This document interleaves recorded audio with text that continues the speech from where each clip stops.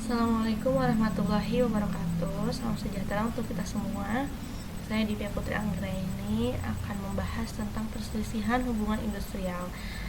Nah, biar imbang, saya di sini akan membahas dari sudut pandang perusahaan dan karyawan. Hal utama yang paling penting harus kita ketahui dalam perkara yaitu merujuk pada Undang-Undang Nomor 2 Tahun 2004 tentang penyelesaian perselisihan hubungan industrial atau disingkat UU PPHI. Nah, kemudian pasal 57 UU PPHI yang mengatur hukum acara perdata kecuali diatur khusus UU PPHI.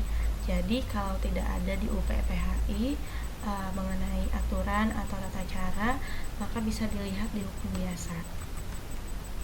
Sebelum kita lanjut ke pembahasan yang lain, yang pertama yang mau kita bahas di sini adalah definisi dari perselisihan hubungan industrial.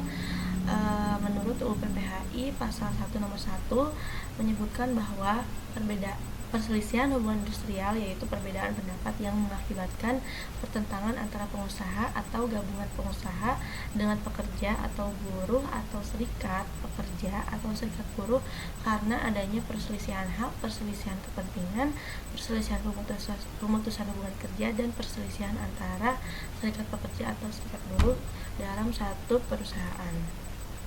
Nah, dari definisi tersebut siapa saja yang bersengketa, yaitu pengusaha atau gabungan pengusaha dengan pekerja atau buruh atau serikat atau antar serikat buruh atau pekerja. Nah, jika pengusaha itu diwakilkan oleh direktur perusahaan. Nah, seperti yang kita ketahui biasanya direktur itu seringkali sibuk ya.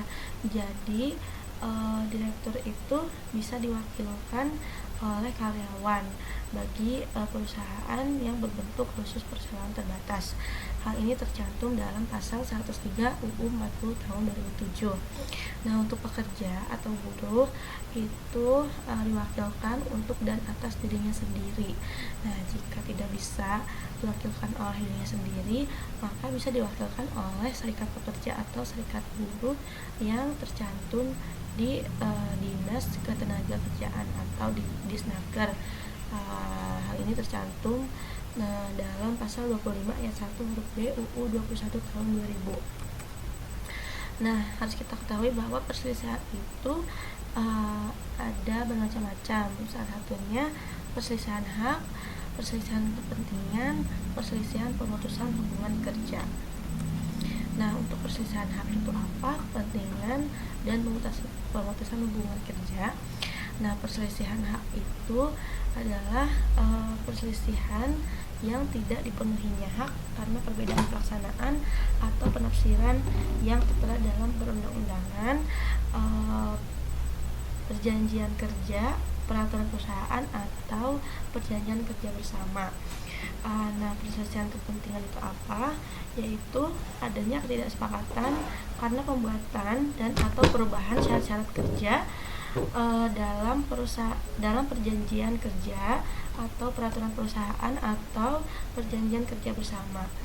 Nah, pemutusan hubungan kerja yaitu ketidaksepakatan mengenai pengakhiran hubungan kerja atau PHK oleh salah satu pihak, baik itu pihak karyawan, pihak pekerja, atau pihak perusahaan. Nah, sekarang kita akan membahas tentang tata cara atau alur dari penyelesaian perselisihan hubungan industrial. Nah, gambaran umum yang mengenai penyelesaian perselisihan hubungan industrial yaitu tahap pertama melalui tahap bipartit. Nah, jika di tahap bipartit ini tidak ada kesepakatan, maka bisa dilalui melalui tahap mediasi, konsiliasi, atau arbitrase. Nah, jika di tahap mediasi atau konsiliasi tidak ada kesepakatan, maka upaya hukum selanjutnya yaitu mengajukan gugatan ke Pengadilan Hubungan Industrial. Kemudian jika di tahap arbitrase Jika tidak adanya kesepakatan, maka tidak ada upaya hukum selanjutnya karena badan arbitrase ini hanya sampai di tingkat terakhir. Namun jika adanya ketidaksepakatan, maka bisa langsung mengajukan pembatalan ke Mahkamah Agung. Kemudian tahap bipartit itu yaitu perundingan atau musyawarah antara kedua belah pihak untuk mencapai mufakat atau kesepakatan yang harus dilakukan selama 30 hari kerja, dan setiap tahapan musyawarahnya itu harus tercatat dalam bentuk risalah. Nah, jika musyawarah ini atau perundingan ini mencapai suatu kesepakatan, maka harus mengadakan perjanjian bersama oleh kedua belah pihak yang nantinya akan didaftarkan ke pengadilan.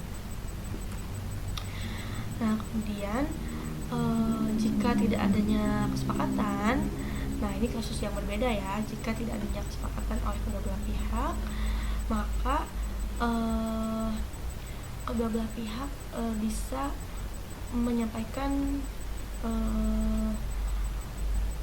bukti bipartit kalau sepakat ya, kalau membuahkan hasil seperti itu.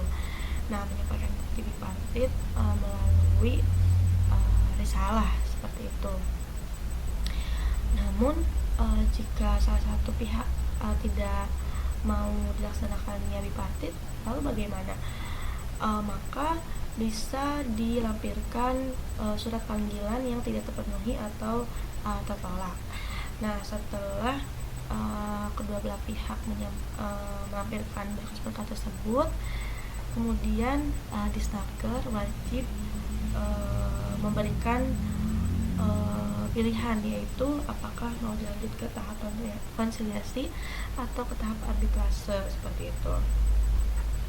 Nah, jika kedua belah pihak tidak mencapai kesepakatan di tahap konsiliasi atau arbitrase, maka bisa dilakukan di tahap mediasi.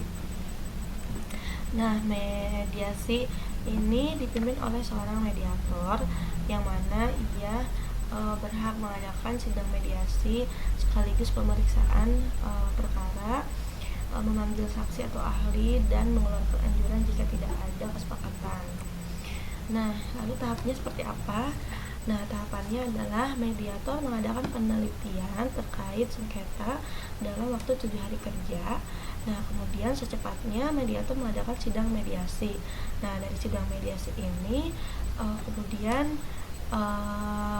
munculnya sebuah hasil, apakah sepakat atau tidaknya. Nah, jika hasilnya sepakat, maka kedua belah pihak mengadakan perjanjian bersama yang akan didaftarkan ke Pengadilan Hubungan Industrial.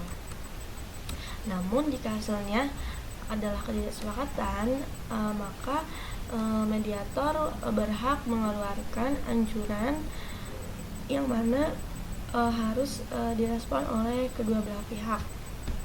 Nah, jika anjuran tersebut disetujui oleh kedua belah pihak, maka mediator menjadi saksi, dibuatnya perjanjian bersama untuk kemudian didaftarkan ke Pengadilan Hubungan Industrial. Nah, tahapan yang kedua setelah mediasi adalah konsiliasi. Hampir sama dengan mediasi tahapannya. Di sini konsiliasi dipimpin oleh konsiliator yang mana mengadakan penelitian selama 7 hari kerja. Kemudian selamat-lambatnya pada hari kerja ke-8 konsiliator mengadakan sidang konsiliasi. Nah, jika hasilnya sepakat, maka dibuat perjanjian bersama oleh kedua belah pihak yang mana akan didaftarkan ke Pengadilan Hubungan Industrial. Nah, jika hasil sidangnya itu adalah ketidaksepakatan, maka konsiliator wajib mengeluarkan anjuran yang harus direspon oleh kedua belah pihak. Nah, jika responnya itu disetujui oleh kedua belah pihak, maka tinggal diadakan perjanjian bersama yang akan didaftarkan ke PHI. Nah, kemudian tahap ketiga yaitu arbitrase. Nah, arbitrase itu membahas sengketa dari dua aspek, yaitu kepentingan dan antar serikat. Karena di sini saya tidak akan membahas antar serikat, jadi saya akan bahas mengenai sini saya akan membahas tentang kepentingan. Nah, di tahap arbitrase ini itu harus diadakannya sebuah kesepakatan secara tertulis yang isinya adalah yang pertama identitas para pihak, kedua pokok permasalahan, tiga jumlah arbiter yang disepakati tunggal atau tiga arbiter, maksudnya adalah majelis yang dipilih. Yang keempat pernyataan untuk tunduk pada arbitrase, yang kelima tempat dan tanggal pembuatan surat dan tanda tangan para pihak. Nah, kemudian selain itu arbitrase juga harus dilakukan upaya perdamaian. Nah, upaya perdamaian ini jika kedua belah pihak itu damai, maka selanjutnya adalah membuat akta perdamaian yang nantinya ditandatangani oleh kedua belah pihak dan selanjutnya didaftarkan ke pengadilan hubungan industrial. Nah, jika upaya perdamaian ini gagal, maka proses selanjutnya adalah penjelasan pihak, di mana di sini penjelasan pihak ini kita mendengarkan penjelasan dari kedua belah pihak maupun menyertakan bukti-bukti secara tertulis maupun para saksi-saksi. Nah, kemudian setelah proses penjelasan pihak, proses selanjutnya adalah proses pembuktian. Nah, di sini itu kedua belah pihak itu melampirkan bukti-bukti yang bisa menguatkan dalil-dalil masing-masing. Nah, setelah itu tinggal menunggu putusan arbitrase. Nah, jika putusan arbitrase ini disepakati seperti itu, maka langsung didaftarkan ke pengadilan hubungan industrial. Nah, jika tidak disepakati, maka tidak ada upaya hukum selanjutnya, karena seperti yang sudah kita ketahui bahwa arbitrase ini ada di tingkat terakhir, yang mana tidak ada upaya hukum selanjutnya, jadi tidak bisa diproses.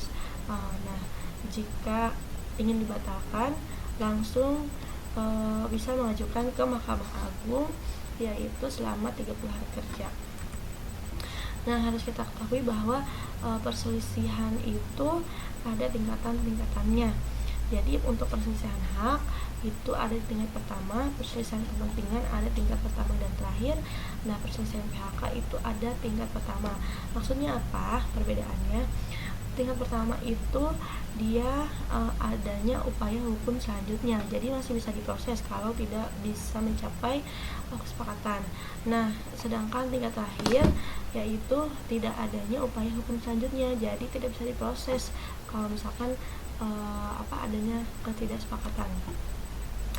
Nah, sekarang kita lanjut ke hukum acara di pengadilan hubungan industrial. Nah, di pengadilan hubungan industrial itu kita mengajukan gugatan beserta risalah yang kita lampirkan, yaitu risalah-risalah yang sudah dibuat di proses sebelumnya. Nah, di PHI ini itu ada dismissal prosedur, yang mana dismissal prosedur itu yaitu pemeriksaan gugatan oleh hakim. Nah, kemudian setelah melewati proses dismissal prosedur, maka proses selanjutnya adalah jawaban yang berisi eksepsi dan rekonvensi. Nah, yaitu berupa tangkisan dari pihak-pihak terkait. Nah, kemudian proses selanjutnya adalah penggugat itu menjawab jawaban. Jadi menjawab jawaban di sini adalah menangkis jawaban dari proses sebelumnya. Nah, kemudian setelah penggugat menjawab, sekarang giliran tergugat menjawab dari tangkisan penggugat, yaitu dinamakan duplik. Nah, setelah proses jawab menjawab ini, kemudian proses selanjutnya adalah pembuktian. Ya, pembuktian di sini itu para kedua belah pihak itu mengajukan para saksi, para ahli untuk menguatkan dalil-dalil mereka. Seperti itu. Nah, proses selanjutnya yaitu tahap kesimpulan. Tahap kesimpulan di sini para pihak itu menyimpulkan tentang pendapat hukum mereka masing-masing, sehingga bisa memudahkan hakim untuk mencapai putusan. Nah, tahap terakhir yaitu putusan seperti itu. Nah, putusan di sini apabila tidak adanya kesepakatan antara dua belah pihak, perselisihan hak atau perselisihan THK, itu bisa mengajukan kasasi ke Mahkamah Agung. Kenapa kasasi? Kenapa tidak banding? Karena di PHI ini tidak adanya hukum banding seperti itu, karena bersifat indeks juris, yaitu tidak adanya pengadilan tertinggi, jadi langsung ke Mahkamah Agung, dan prosesnya itu sampai 14 hari kerja. Nah, kemudian kasasi ini selama 14 hari kerja, yaitu penggugat itu merespon tentang kasasi ini yang disebut dengan memori kasasi. Nah, setelah penggugat, kemudian tergugat menjawab dari memori kasasi yang disebut kontra memori kasasi. Kemudian tinggal menunggu putusan kasasi dari Mahkamah Agung.